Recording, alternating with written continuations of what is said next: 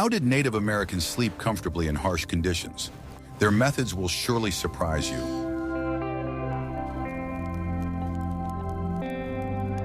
We often imagine sleeping in a tepee as cold and uncomfortable, a relic of the past that cannot compete with modern technology.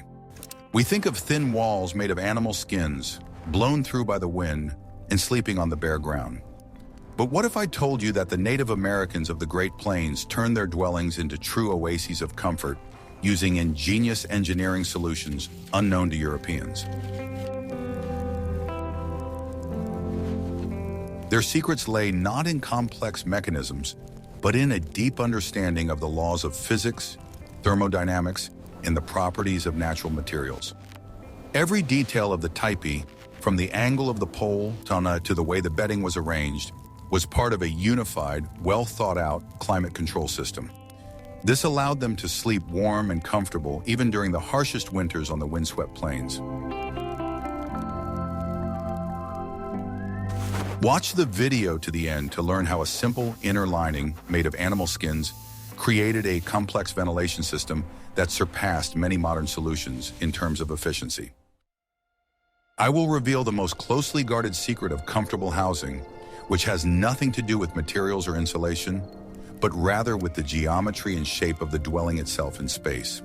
We naively tend to take the characteristic conical shape of the Indian teepee for granted, assuming it is dictated by the simplicity of the nomad's primitive construction.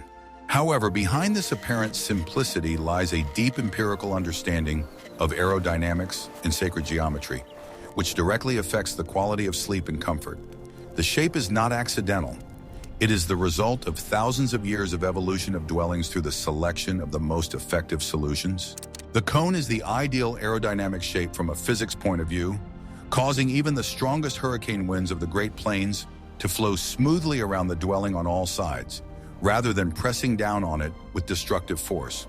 This significantly reduces the level of wind noise inside the dwelling, creating a calm and peaceful atmosphere for rest. Unlike the square buildings of the pioneers, which catch the wind with their flat walls, creating constant humming and vibrations, the teepee remains almost silent even in a storm. The wind glides over the skin of the teepee, finding no support, dissipating without resistance. In addition, the round shape of the base created a special favorable psychological feeling of unity and collective security for the inhabitants. The complete absence of corners contributed to a heightened sense of community for those inside the circle and symbolically erased hierarchical barriers between people. It was an egalitarian space where everyone visually felt like an equal part of a single whole, which contributed to peaceful and deep sleep without anxiety. There is no main place in a circle. All positions are equal, and this created the psychological comfort of equality and belonging. The top of the cone, pointed sharply toward the infinite sky, also had important symbolic and spiritual significance in Native American cosmology. It connected the material world of people below with the world of spirits and gods above, creating a sense of protection from evil forces not only on a physical level, but also on a spiritual level. At night, lying down and looking at the twinkling stars through the smoke hole at the top, a person felt like part of a vast living universe, rather than an isolated being. This cosmic unity calmed the mind, preparing it for deep sleep without fear. The slope of the cone's walls was not accidental or arbitrary. It was deliberately steeper at the back, on the north side, and gentler at the front, at the entrance on the south side.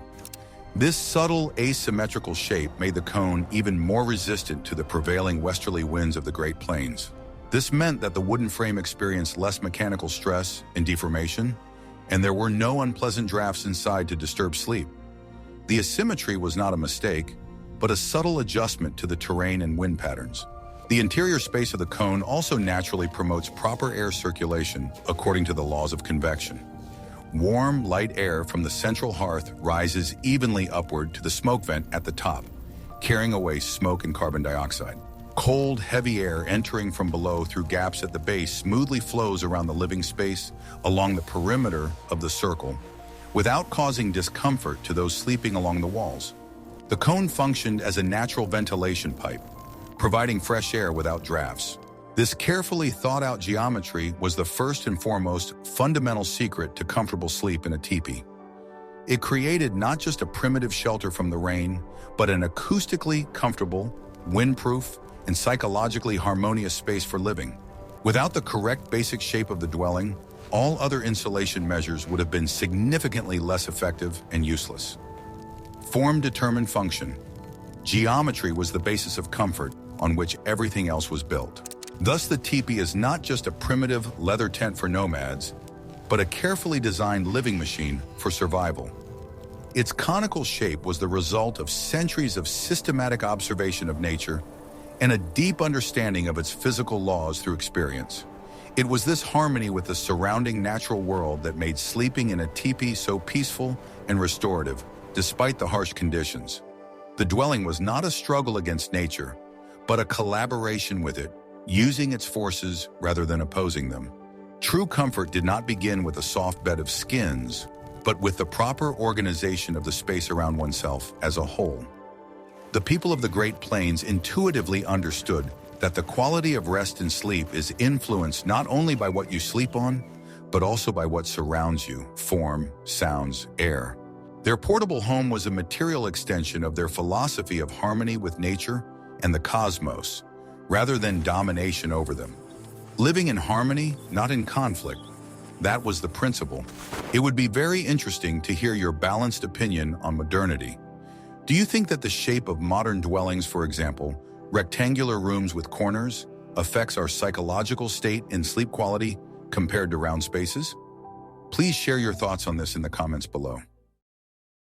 Are you ready to learn the truth about why two identical teepees could provide completely different levels of comfort? The secret lay not in the dwelling itself, but in where it was located. Choosing the right location was an art that determined whether the night would be warm and peaceful or cold and restless. The first rule was to find a place sheltered from the wind.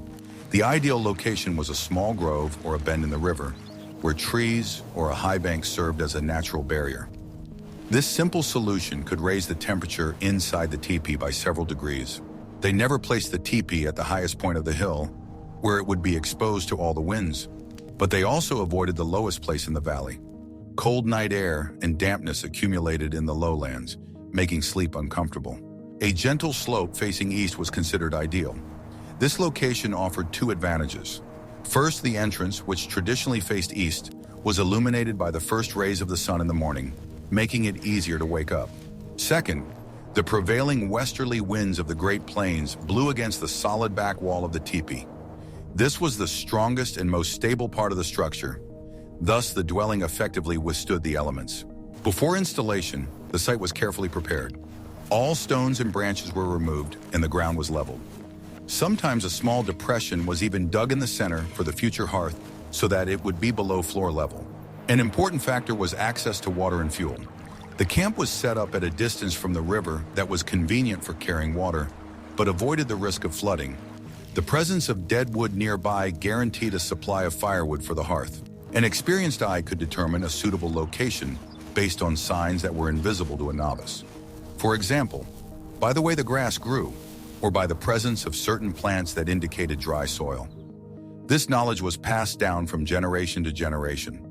Thus, a comfortable night's sleep began long before the first peg was driven into the ground. It began with a careful look at the landscape and the ability to read the signs of nature.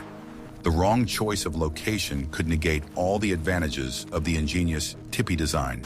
How important do you think the choice of location is for a modern home in terms of protection from the elements and comfort? In the next chapter, I will reveal the secret of the second wall that created a unique microclimate inside the teepee. What you have never seen in photographs or paintings is the most important element of comfort in an Indian teepee, invisible from the outside. We are talking about the ozan, or inner lining made of treated skins. This hidden element revolutionized the simple conical shelter made of poles into a high-tech dwelling with a sophisticated climate control and ventilation system. The ozan was the engineering secret that distinguished a civilized dwelling from a primitive tent. Invisible from the outside, but critically important inside for survival and comfort. The ozan was a wide strip of carefully processed bison or moose skins that was attached from the inside to wooden poles at a height of 1.5 to 2 meters above the ground. It deliberately did not reach the very top of the cone and did not touch the ground below, creating a closed internal space of smaller volume. In fact, inside one outer teepee, a second, smaller inner dwelling was created. A teepee within a teepee construction, a double shell. It was a dwelling with double walls where the space between them acted as insulation. This two-layer design solves several critical survival problems at once. The main one was effective thermal insulation from the cold outside. The air gap, tens of centimeters thick between the ozan and the outer covering of the teepee, worked like a thermos or thermos bottle, reliably trapping warm air inside the living area and preventing it from escaping outside. The still air between the layers was the best available insulator, requiring no expense, a natural vacuum between the walls of a thermos.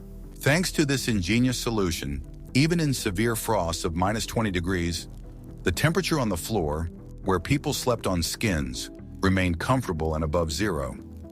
The precious heat from the central hearth did not immediately escape through the smoke hole, but circulated efficiently within the enclosed space, limited by the inner lining as a barrier. This allowed for significant fuel savings, wood or dried bison dung, which was critical in the treeless prairies. Less fuel meant less labor for gathering and more time for other survival tasks. But the most ingenious invisible feature of the ozan was the creation of a natural ventilation system without mechanisms. Cold, dense air entering from below under the outer canopy of the teepee through gaps at ground level did not immediately hit people directly, causing discomfort. It first rose slowly up a narrow corridor or channel between two parallel layers of skins around the perimeter. The cold was isolated from the living space and directed around it through a technical ventilation channel. Gradually warming up from the warm inner wall of the ozan due to convection, this air naturally rushed to the smoke hole at the top of the cone. It created a constant, stable draft according to the laws of physics, which effectively removed acrid smoke from the hearth to the outside through the top. Thus, there was almost never any suffocating smoke inside the dwelling, and the air always remained fresh and breathable.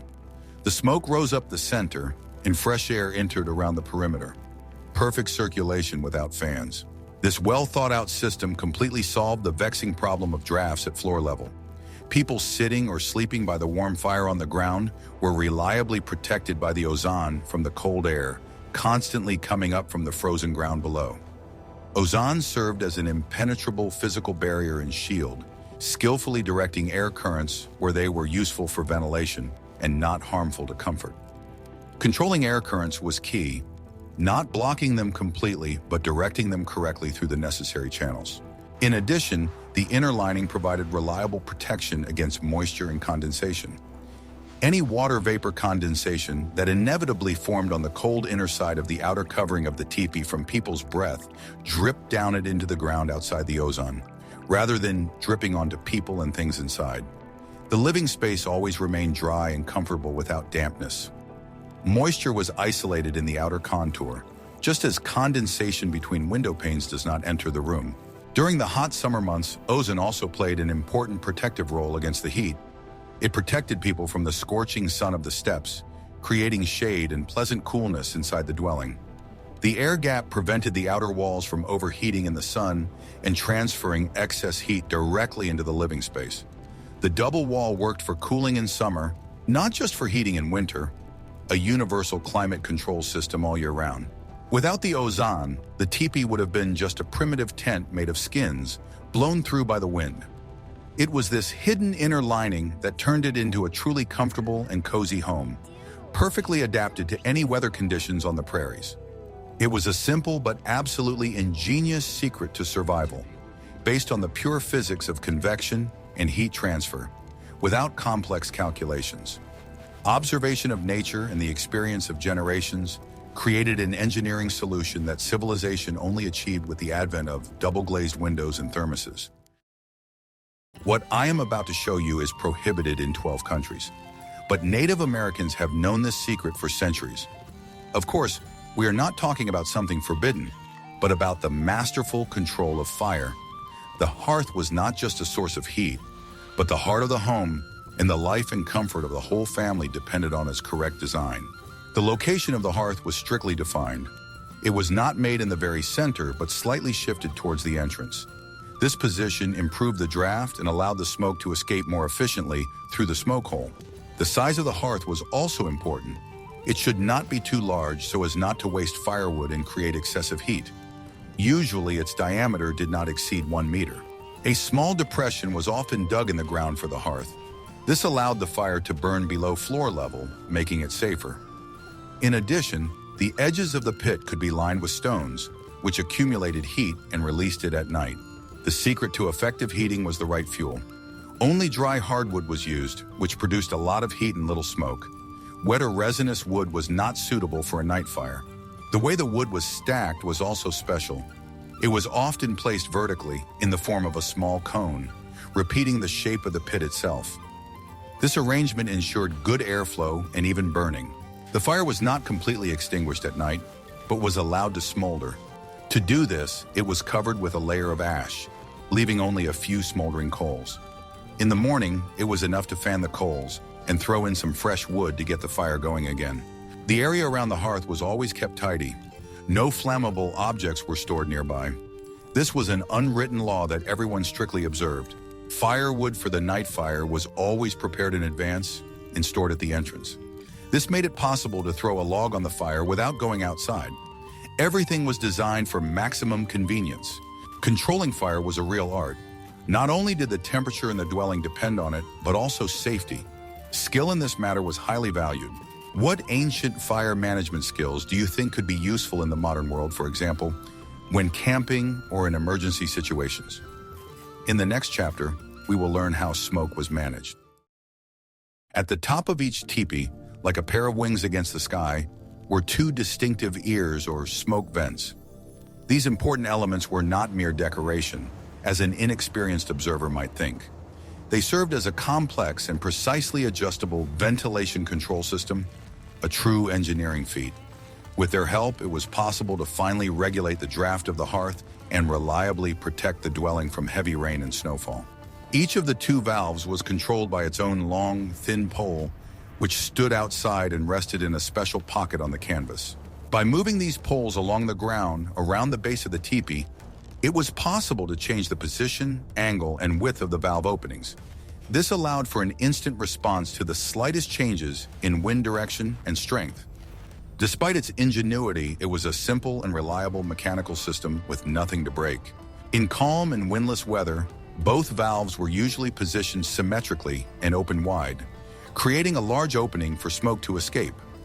This position provided maximum natural ventilation throughout the dwelling. Warm air from the hearth, together with the smoke, rose unhindered in a straight column and escaped freely to the outside without lingering in the room.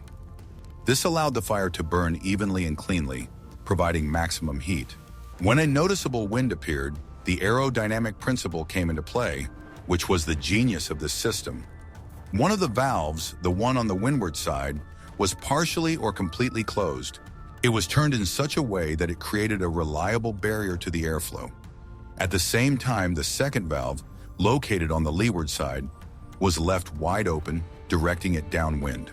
The wind flowing around the conical shape of the teepee created a zone of low pressure behind it, right at the open valve.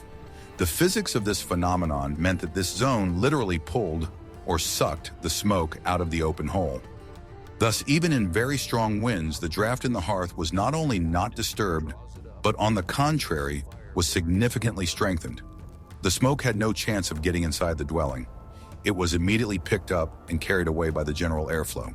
During rain or snowfall, the valves were almost completely closed together, leaving only a small gap sufficient for smoke to escape. They were positioned so that their edges met, forming a kind of gable roof over the smoke hole. Raindrops or melting snow rolled off the sturdy leather of the flaps and then off the main surface of the teepee without getting inside the hearth or on the sleeping people. This kept the house dry and cozy in any weather. Effective management of these flaps undoubtedly required considerable experience, skill, and constant attention. It was necessary to have a good understanding of the weather, notice the slightest changes in the wind, and adjust the position of the poles in a timely manner. This important responsibility for maintaining the comfort of the home traditionally fell to the mistress of the house, who knew all the intricacies of this art. The presence of such a simple but perfectly functioning adjustable ventilation system was a huge advantage of the teepee over many other types of dwellings. It allowed a comfortable and healthy atmosphere to be maintained inside all year round, without acrid smoke, dampness, or mustiness. This was another important secret that transformed the teepee from a simple shelter into a surprisingly comfortable and well-designed home. Ultimately, smoke vents were, in essence, the lungs of the dwelling, allowing it to breathe freely.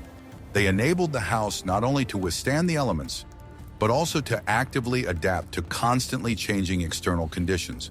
It was this incredible flexibility and responsiveness to the whims of nature that was the main guarantee of the teepee's comfort and viability. Want to know a secret that will change your life, or at least your next camping trip? Comfortable sleep is impossible without the right bed, and the peoples of the plains had their own unique techniques for this. Their beds were complex, multi-layered systems that effectively insulated the sleeper from the cold, damp ground. The base of the bed was a mat made of thin, flexible willow rods. These rods were woven into a kind of mat or simply laid out in tight rows. This layer created an air gap, which was the first barrier against the cold from the ground. A layer of dry grass or reeds was laid on top of the willow mat. This layer served two purposes: additional insulation and cushioning. The bed became softer and more comfortable. The next layer was a thick and durable bison hide, laid with the fur facing down. The rough leather side served as a solid base. The thick fur facing the lower layers created another air gap that retained heat. Only on top of this base were soft and warm sleeping skins laid. Most often, these were bison skins with the fur facing up or lighter deer skins. The sleeping person was wrapped in them. This multi-layered construction worked on the principle of modern tourist mats and sleeping bags. Each layer performed its own task, and together they created an insurmountable barrier to the cold. Even when the ground froze, the bed remained warm. Rolled-up clothes or special bags filled with soft grass were used as pillows. Everything was designed for maximum comfort. Sleep was important for restoring strength, and it was taken very seriously. Sleeping places were located around the perimeter of the teepee, near the walls. People lay with their heads against the wall and their feet toward the hearth. This arrangement was the warmest and safest. Each family had its own permanent sleeping place. This brought order to the interior of the dwelling. The space was clearly organized. This system proves that spring mattresses and down duvets are not necessary for comfortable sleep. It is enough to understand the principles of thermal insulation and use available natural materials correctly. Simplicity and efficiency were the main criteria. In your opinion, which modern sleeping materials have borrowed their principles from such multi-layered natural systems? In the next chapter, we will talk about how important the right door was. The entrance to a teepee was not just a functional opening in the wall for passage, but an important strategic element of the entire climate control system of the dwelling. Its location and thoughtful design played a key role in effective protection from the cold and chilling drafts. The location of the entrance was approached with no less attention and seriousness than the choice of location for the entire tribal camp. An incorrectly located entrance could negate all efforts to insulate the dwelling. It was a breach in the defense that had to be carefully designed and protected from the elements. As mentioned earlier, the entrance was almost always strictly oriented to the east according to the compass. This was done not only for symbolic reasons related to the sunrise and spiritual practices of greeting the new day. This strategic eastward orientation of the entrance practically protected the dwelling from the cold and strong westerly winds that prevail on the open plains throughout the year. The entrance faced away from the wind, not toward it. The wind blew against the back wall, not the doorway, minimizing the influx of cold air when the door was open. The doorway was never large or wide for convenience. It was usually compact, oval, or teardrop-shaped, narrow enough in width that only one person could squeeze through at a time, often bending over. The small size critically minimized the loss of precious heat each time it was open for entry and exit. A large opening would have been convenient, but fatally wasteful. Every square centimeter of the opening lost heat, so the size was minimally sufficient, no more. The opening itself was tightly closed with a special curtain or door made of animal skin. It was a single whole bison or moose hide, often richly decorated with symbolic designs or beadwork for beauty and status. It was securely attached to one of the wooden poles of the teepee frame at the top, allowing it to hang freely down. The curtain was not just a decorative element, but a functional barrier where aesthetics served practicality. The design of the door curtain was thought out to the smallest detail by the craftsman. A heavy wooden stick or stones were sewn into a specially sewn pocket along the bottom edge of the skin for weight. This weight prevented the light curtain from fluttering in the slightest breeze and pressed its lower edge tightly to the ground, sealing the opening. Gravity worked in its favor, creating a tight fit without any mechanisms. A simple but effective solution. In cold winter weather, a double-entrance protection system was used for maximum insulation.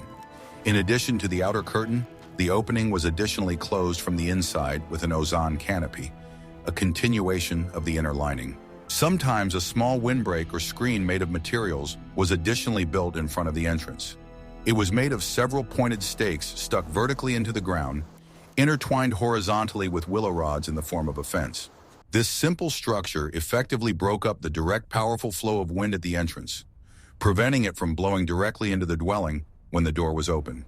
The windbreak created a calm area at the entrance where one could enter quietly without letting the hurricane in with them. In the summer heat or for ventilation, the skin door could be easily lifted and secured at the top with special ties. This provided good cross-ventilation and a flow of fresh, cool air for comfort. The design was flexible and easily adapted to the season and weather. Tightly closed in winter, open in summer, demonstrating the versatility of the design for all occasions. The door also served as an important social and communicative marker for the tribe. Its current position made it possible to understand from a distance whether the owners were at home and ready to receive guests for a visit. For example, a completely closed door meant that the residents should not be disturbed. A private meeting or illness. An open door invited visitors to come in. Nonverbal communication through the position of the door was understood by everyone without words. Thus, even such a seemingly simple element as the entrance to a dwelling was an integral part of the overall integrated system of comfort and survival. Its correct orientation to the cardinal points and thoughtful design made a significant, measurable contribution to preserving heat inside.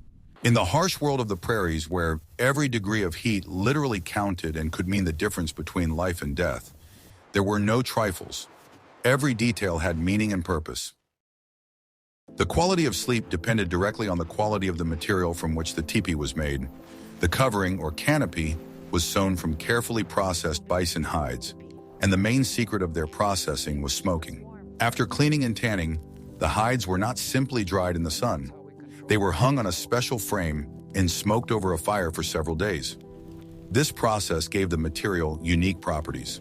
First, smoking made the hides water-resistant. The substances contained in the smoke impregnated the skin and prevented it from absorbing moisture. During rain, the drops simply rolled off the surface of the teepee without penetrating inside. Second, smoke-treated skins did not harden after getting wet. Ordinary rawhide becomes stiff and brittle after drying. Smoked leather, on the other hand, remained soft and elastic.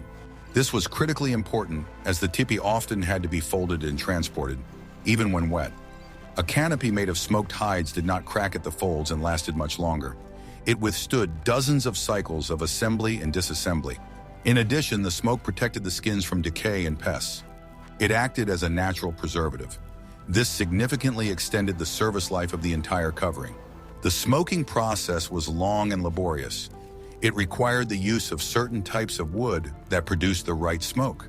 The shade of the finished material depended on the type of wood and the intensity of the treatment.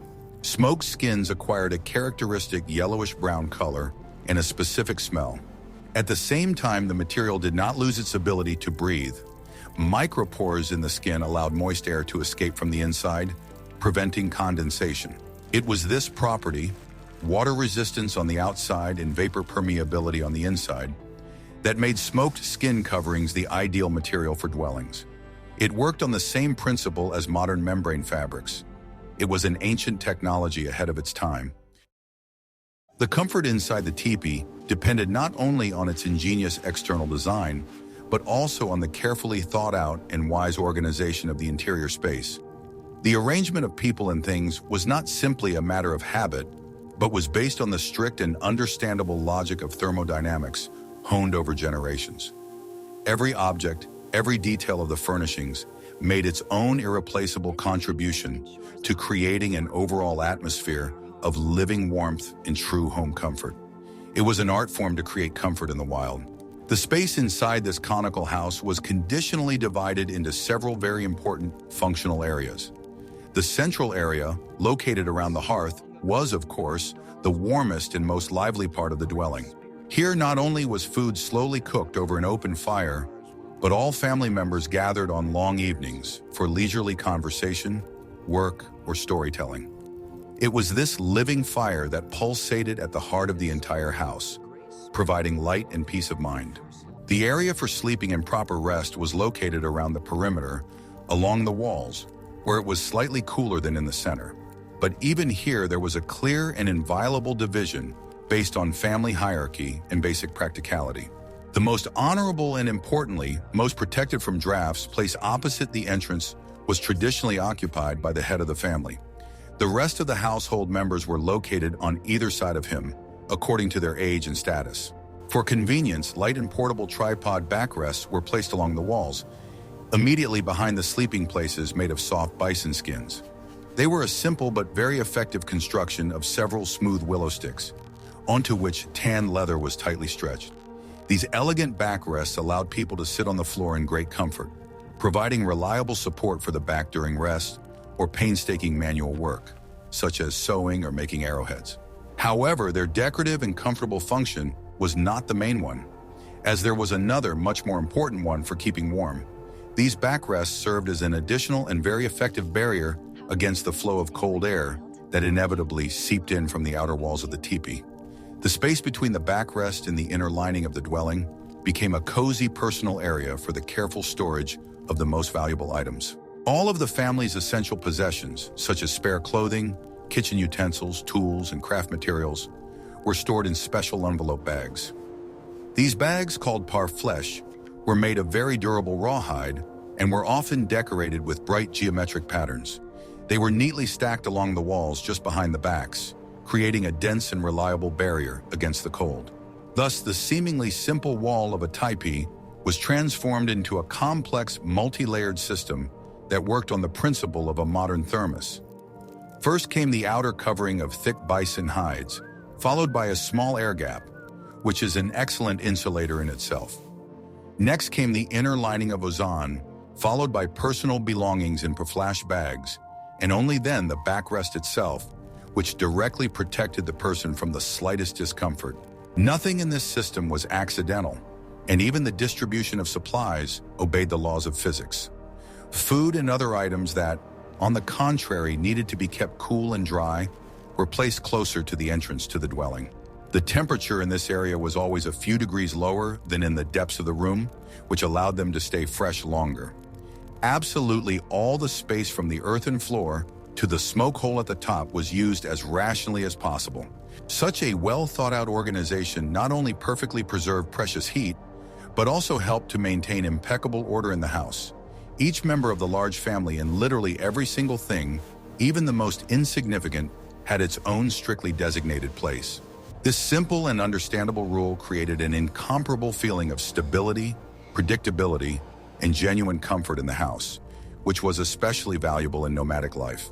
Ultimately, the internal structure of the teepee was not just a set of rules, but a direct reflection of the world order and views of its creators. It was as logical, harmonious, and extremely effective as the entire distinctive culture of the nomadic peoples of the Great Plains. There was not a single superfluous detail in this amazing house, and every element of its interior had its own deep practical and spiritual meaning, tested by centuries. Last but not least, the secret to comfortable sleep is confidence in the reliability of your shelter. The teepee's design was perfectly suited to withstand any weather conditions. This reliability provided a deep psychological comfort, without which full and restorative rest is impossible. The feeling of security allowed people to completely relax, knowing that the walls of their homes would withstand the onslaught of the elements.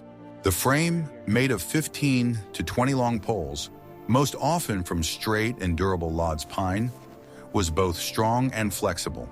It could withstand hurricane-force winds that would easily break a more rigid and inflexible structure.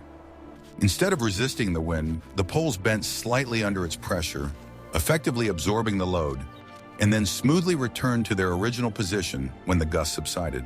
The conical shape, as we have already mentioned, allowed powerful air currents to flow smoothly around the dwelling without encountering resistance.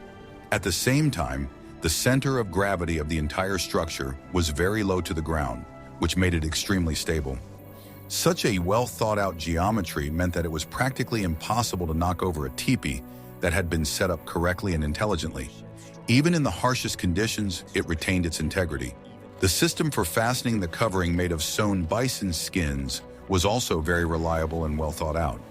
The canopy was stretched over the frame and fastened with a series of wooden pins that passed through special holes.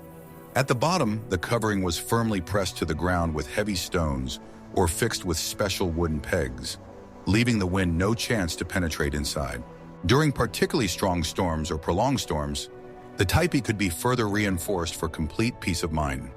To do this, several strong ropes made of rawhide were stretched from the top of the cone where the poles converged to the ground. These ropes were securely fastened to stakes driven into the ground, creating an effective tensioning system that gave the entire structure additional strength. The teepee's design allowed it to easily withstand even the very heavy snowfalls typical of the northern plains. Thanks to the steep slope of the walls, snow did not accumulate on the surface of the roof at all. It immediately slid down under its own weight without creating a dangerous load on the frame. Therefore, the risk of roof collapse, so familiar to residents of other types of buildings, was minimal. This incredible strength and stability gave its inhabitants an incomparable feeling of complete safety. A person sleeping in a teepee knew on a subconscious level that his home could withstand any weather. He did not need to worry about the growing howl of the wind or the deafening noise of the rain behind the thin but strong walls. He was protected. This deep sense of security was an essential component of comfortable and healthy sleep. The physical warmth of the hearth and the cozy beds made of animal skins would have been useless without peace of mind and tranquility. The unique design of the teepee provided both in full measure, creating ideal conditions for rest. As a result, it was not just a dwelling, but a real small fortress, perfectly integrated into the harsh and changeable world of the Great Plains. Its design had been refined and perfected over centuries of invaluable survival experience, and this accumulated experience guaranteed its inhabitants the peaceful and serene sleep necessary for restoring their strength. We have looked at 10 ingenious secrets that made the tepee a model of comfortable living. From the aerodynamic shape of the cone to the multi-layered bed, from the double wall system to the masterful control of smoke vents, every detail was part of a unified, well-thought-out system.